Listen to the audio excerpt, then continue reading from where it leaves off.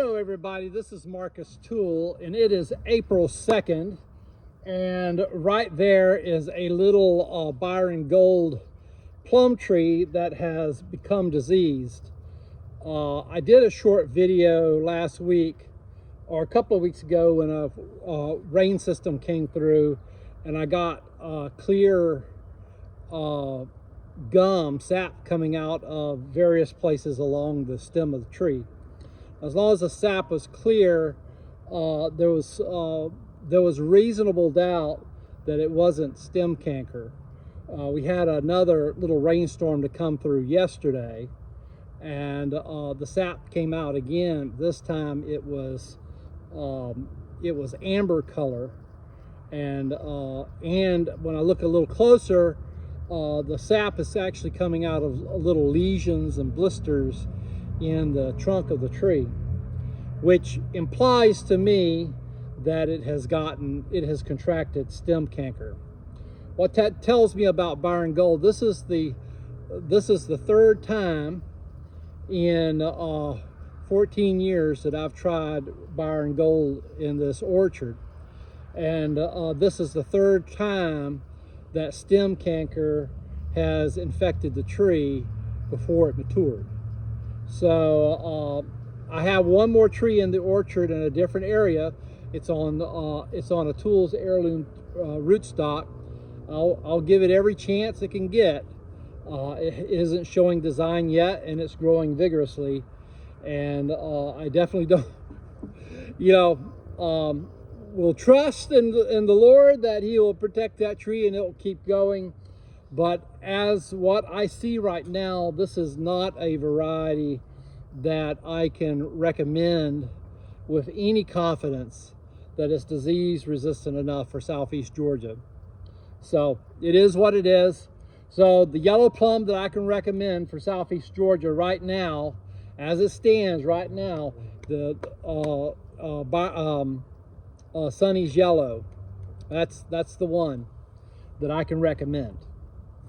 All right, so when you have a tree with stem canker, if it's small enough, the best thing to do is to dig it out of the orchard. Either burn it or remove it from the property. Well, I live inside the city of Statesboro. In fact, I live near downtown, and I'm not going to go. I don't think the city will give me a permit to burn for something like this. So all I'm just going to do, I got a plastic bag that I'm recycling, and and the tree's little enough, I'm just going to stick it in this plastic bag and put it in the garbage can, and the garbage man will take it away next week. And inside the plastic bag, it shouldn't be contaminating stuff. So the soil is contaminated. So the other thing I'm going to do in this video is plant a little citrus tree. And we'll talk about the citrus tree when we get to that part of the video. But for now, we're simply going to remove this tree.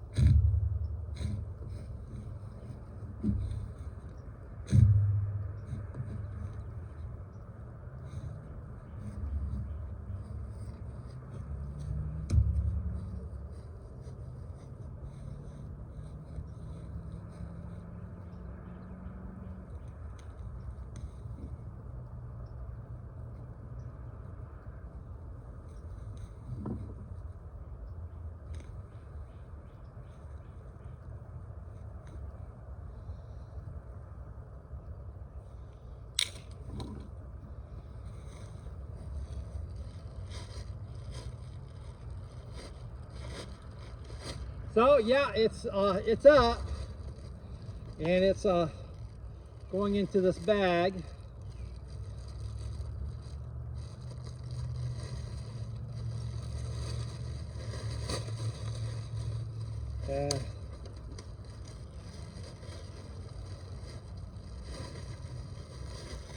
And as soon as I'm done here, it's going to go into the garbage can. All right, so I got the little citrus tree, the little plum tree up. Now I'm going to clean up the spot. The plum tree was really closer to my where my automobile parks than where I really want a citrus tree to be.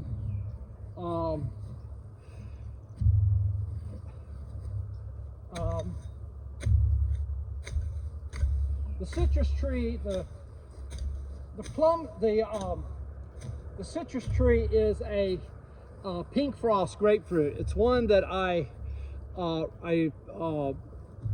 grafted onto a flying dragon rootstock.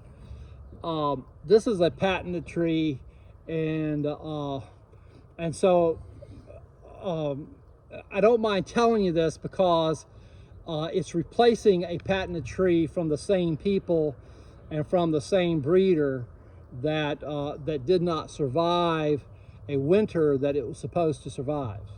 So I feel like, you know, I've paid for that one patent slot, so I don't feel guilty about propagating this tree. Now, if I were trying to sell said tree to someone else, then that would be illegal.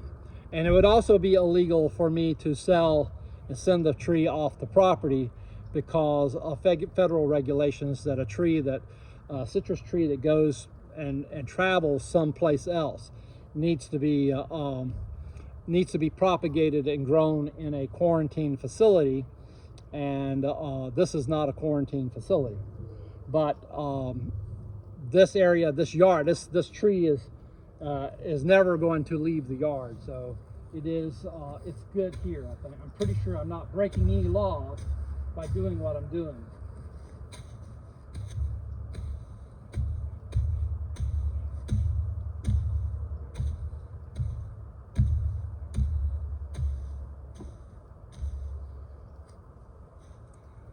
Okay.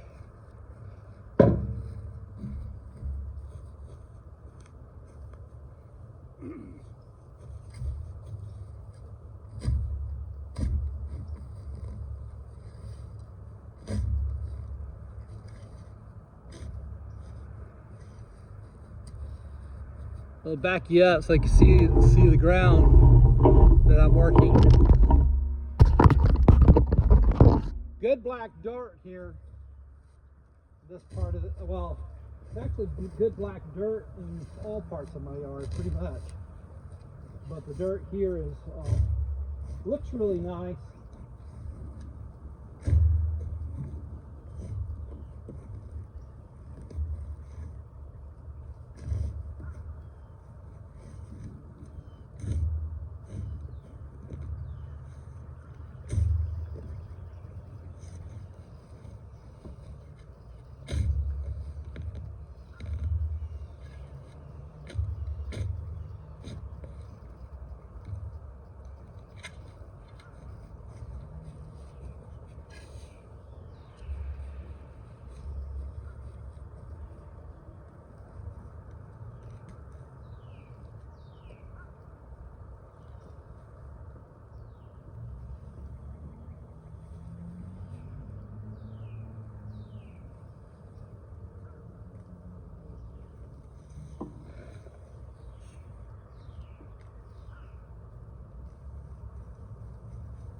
Getting at the grass, I don't want the grass growing up around the tree right away. It will eventually grow around the tree, but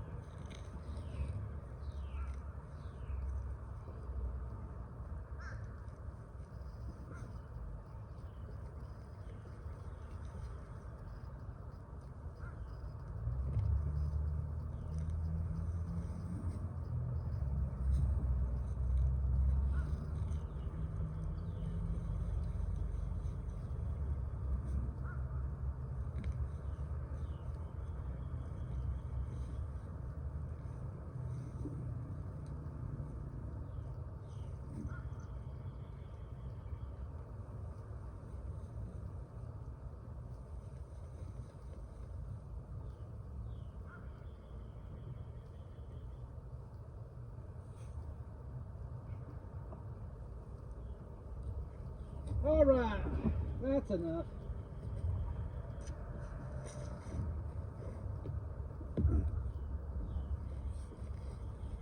That beautiful black dirt.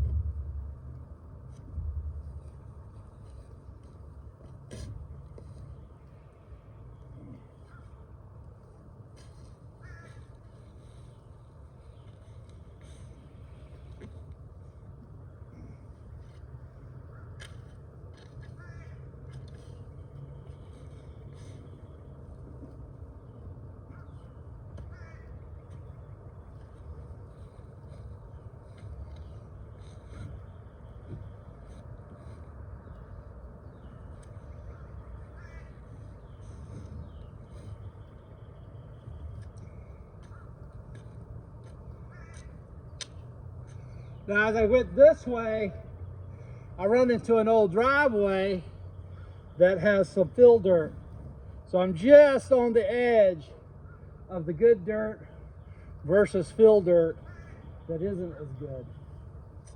But I don't think the citrus tree will mind that a bit. I really don't.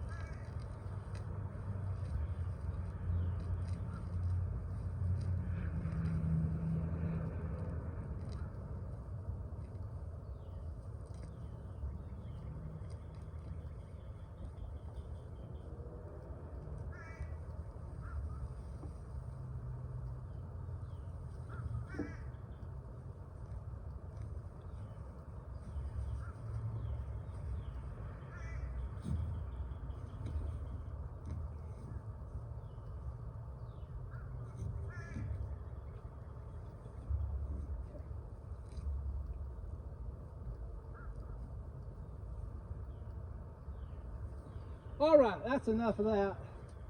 All right, I don't think, I'm gonna soften up this dirt,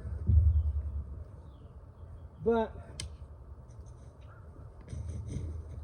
this soil is good enough. I don't need to do anything to it, I don't think, for a citrus tree. Not a thing. What I'll do, let the tree get established for a few weeks, and I will give it a dose of high nitrogen fertilizer. I'd given the plum tree quite a bit of high nitrogen fertilizer, so this soil should have a fair amount of nitrogen in it right now, as it is. That plum tree never grew last year like it was supposed to.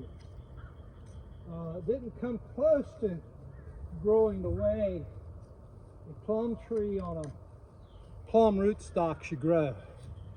And I think all along that that it had a problem. It had gotten infected. I think it got infected last year, and I didn't notice the evidence of it until this year. I dug this little tree up. It was sitting in a temporary spot. It's got a little bit of flying dragon just trying to assert itself. I'm gonna cut off.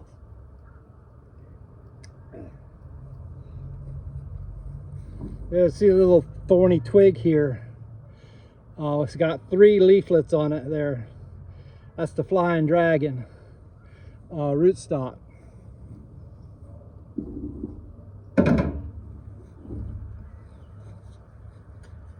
I put the dirt back, minus the grass.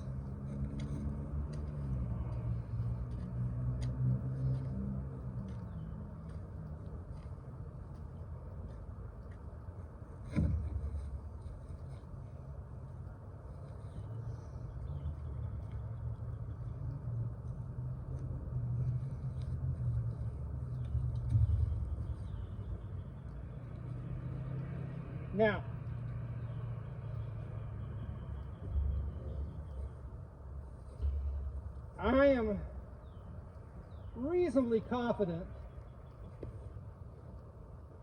that I can get away with having a Pink Frost Grapefruit in this spot. As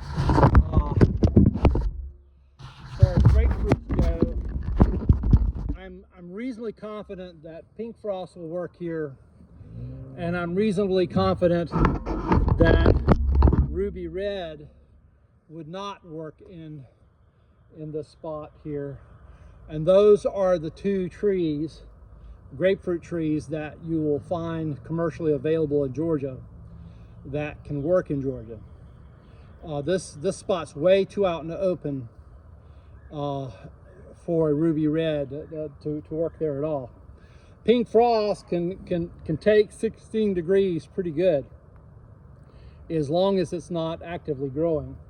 And this Pink Frost is grafted to Flying Dragon for the express purpose of keeping it from actively growing in the wintertime. And that gives it, that helps protect it from a hard freeze.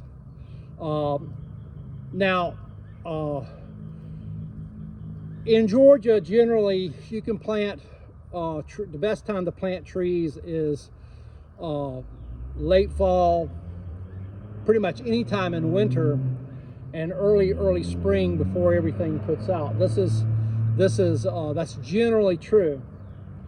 With citrus trees, though, you want to always put them out in the spring. You don't want to put them out in the fall. It's better for it to just stay in the pot and go inside the house on a cold night than to go into the ground in the fall. But you don't want to put it out too early in the spring, because when a citrus tree has just been transplanted, it's kind of vulnerable to a freeze. So ideally, it would have been better to do this probably about 2 weeks ago, before we started getting the occasional 90-degree day, which we started to get. But it's supposed to be cool this week. It was like in the 60s today. It's supposed to be in the low 70s for the next several days, and that's fine for this tree. I'm going to have to, because the tree has broken dormancy and had started actively growing, I'm going to have to really keep up with watering it pretty aggressively for the first few days. It would have also been a big mistake for me to put any kind of fertilizer into that soil before I stuck that tree in, with it actively growing like that. I think the nitrogen I put there, a few days ago before the 2 rains, I think that will be okay. If anything, that will help the tree, but to grow fast. But you don't want to put fresh fertilizer into a soil of a tree that's just been planted, unless it's like a super slow release fertilizer that's formulated for that express purpose. So that's it. Remove the diseased plum tree. Oh, one last thing. One lesson here is that if you remove stem canker from your yard, a tree with stem canker, it would be a mistake to put another stone fruit in that place. So you would not put another plum or peach or an almond or anything that's closely related to plums. And so I put in a citrus tree instead, and and that's a very much an unrelated tree, and I don't expect a citrus tree to get a bacterial stem canker from a plum tree. So anyhow, that's it. Talk to you later, and God bless.